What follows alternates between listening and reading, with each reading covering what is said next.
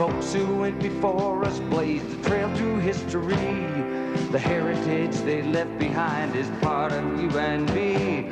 All the dreams they still live on, and it makes me proud to be a living, breathing part of it all, the American legacy.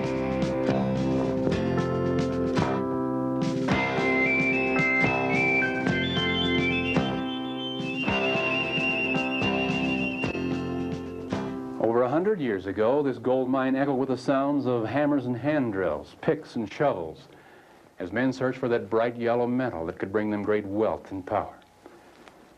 Sometimes they would even dig out pieces of ore like this. Looks like the real thing, doesn't it? Its yellow reflection gives it that appearance. And yet it's not gold. It's what geologists call pyrite, or what the miners called fool's gold. This is what the gold miners were looking for. What to you and me would look like an ordinary piece of rock. But to someone who knows something about minerals, this is special. Because inside this small piece of quartz-like ore is over $600 worth of gold. It was dug from this mine many years ago here in the Colorado Rockies. Such discoveries led to the digging of hundreds of mine shafts and tunnels that still stand on the slopes of this and other mountain valleys in this region. It also led to one of the great gold rushes in our history. The year, 1859. They found gold. Where? Out west, in the Rocky Mountains. Gold! They struck it rich. Thousands of dollars in gold. Gold! They're finding it everywhere! Gold! Across the Kansas Territory they came. Up the river valleys of the Arkansas, the Smoky Hill, the South Platte. They were headed to a region that was mountain country. I came out with the rest of them, leaving my home behind.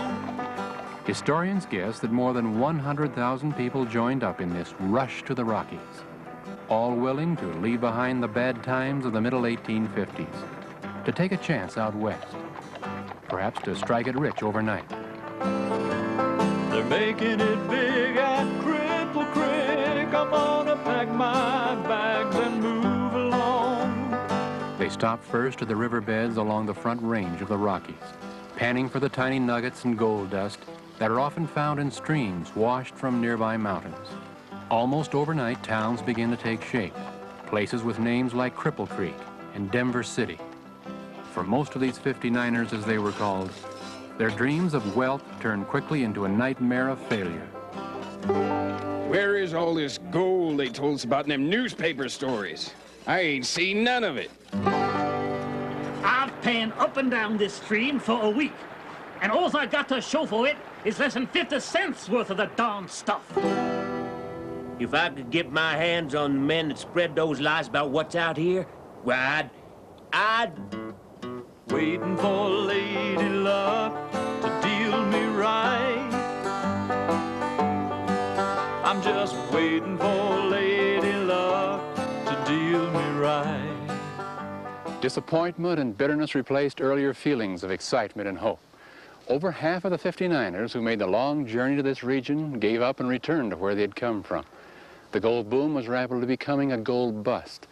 And it would have been, except for what happened here on May 6, 1859. On that historic date, a man by the name of John Gregory discovered at this very site, near what is now Central City, Colorado, the outcroppings of a rich lode of gold. A lode of gold is really a vein of gold ore, part of it sometimes lying close to the Earth's surface. It usually contains a high percentage of gold-bearing quartz rock. Gregory's lode discovery was one of the first of its kind in this whole region, and the news of it set off a stampede into these mountains that was unbelievable. Almost overnight, thousands of men and women invaded the area. Claims were staked, tents were set up, trails and crude roads cut into the mountains. Mining camps sprang up everywhere. Out came the gold, often separated from the ore by the use of the sluice, a long slanting wooden trough. As the ore was washed by water, it slowly tumbled down the trough. The heavier gold particles that broke off would sink to the bottom of the sluice and be trapped next to thin crossboards, placed at regular intervals. The amounts of gold found in and around Central City were staggering. People back east refused to believe the stories they heard. Newspapers sent very important men to see what was happening out west. One such gentleman, Mr. Horace Greeley of the New York Tribune, returned from the Gregory diggings with important news for the country. Please be seated, gentlemen. Excuse my limp, result of a slight stagecoach accident near Denver. Now, what can I do for you gentlemen today? Mr. Greeley, tell us, if you will, have you actually seen gold dug from the various mining sites out there? Yes, gentlemen.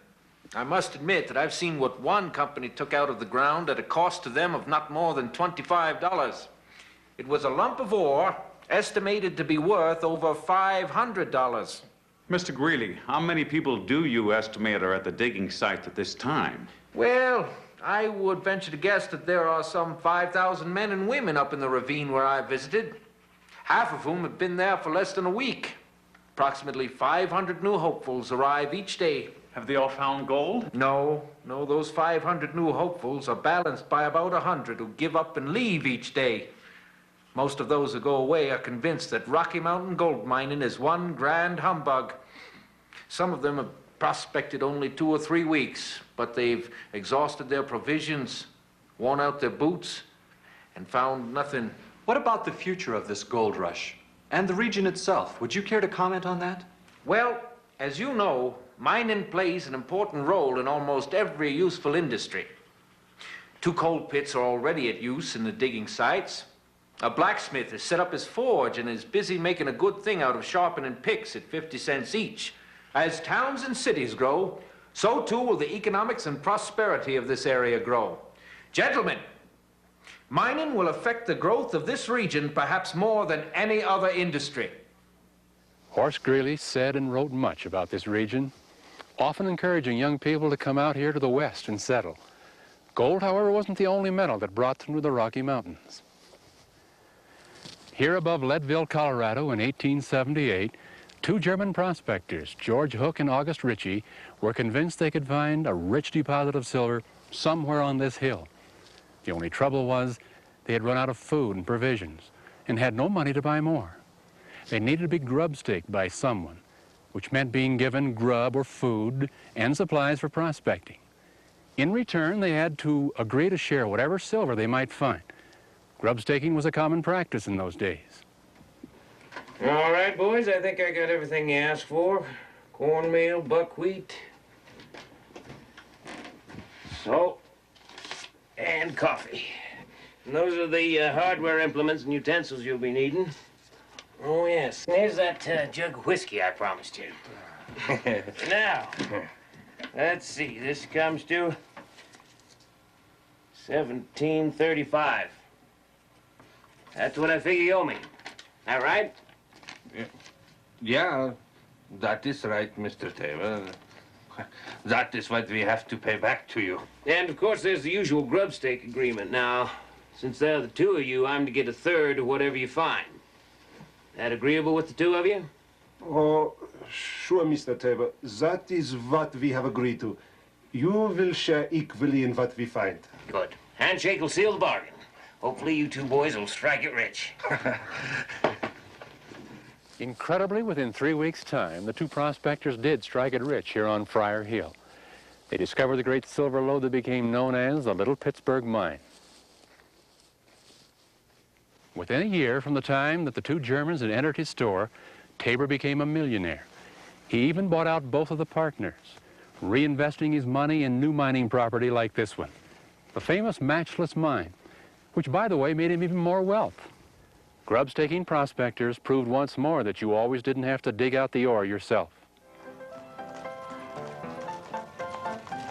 Silver put Leadville on the nation's map.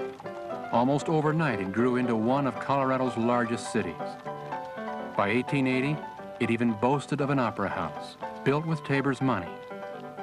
More importantly, much of the money made here in mining was put back into developing new agriculture and industry, as well as bringing in the railroad, all helping the region to grow and prosper. Of course, not all prospecting and grub-staking proved out. Throughout this region today is the evidence of the many failures, the disappointments, the ghost towns that remind one of this great historical era. Today in this Rocky Mountain region, the grubstaker and prospector have been replaced by mining companies, both large and small. Companies that have the needed money, the necessary machinery and equipment, as well as the trained people to find and dig out the important minerals that this country needs for its many industries.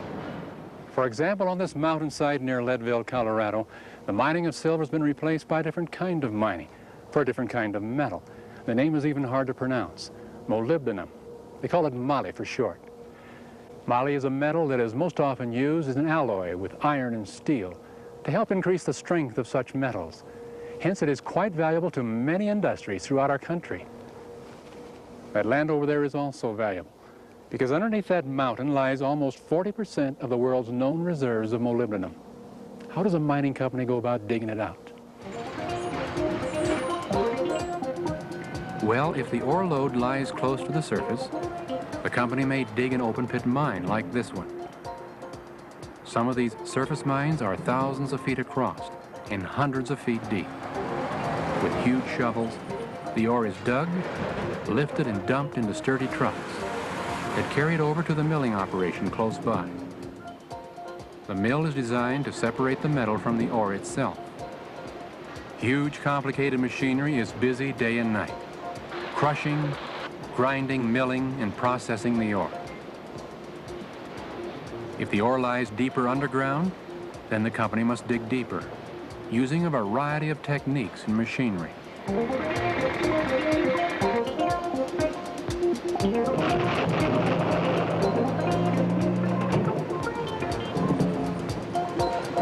Often the end result of early mining operations were waste dumps like this one. These are called tailing ponds, a place where a mining company stores the waste materials left over after separating the metal from the ore itself. Many times, people living close to such tailing ponds have expressed strong objections to such areas as ruining their environment. Fortunately, however, such ponds are now being reclaimed as more and more mining companies become concerned about the environment and the ecology of the region. Now companies are taking the responsibility of restoring the land as it was before the search for minerals began, even helping to make the land productive once more with trees, grasses, and crops that are so important to the ranches, farms, and businesses of the region. Mining plays an important part in our national economy. It affects every one of us, whether we live in Colorado, New York, or Florida, because almost every substance that man gets from the earth is obtained from some type of mining operation. In the Rocky Mountain region, this of course can mean moly from Colorado to help make high-grade steel for buildings, copper from Montana and Arizona, refined into various sizes of plumbing and heating pipes for our homes. It can mean coal from Wyoming to fuel our cities and industries. It could be gold and silver from Idaho and Nevada to make all types of jewelry. It could even be uranium from New Mexico and Utah to create nuclear energy within complicated reactors. Mining has played an important role in the development of this region from the time of the 59ers and the Silver Kings up to the modern technology of removing new important minerals for our industries. What about the future of mining in the Rocky Mountains? Will there be enough minerals for us in the future? And can they be mined efficiently without destroying our environment? These are important questions that need answers. The solutions may well depend upon you, what your generation does with its storehouse of minerals.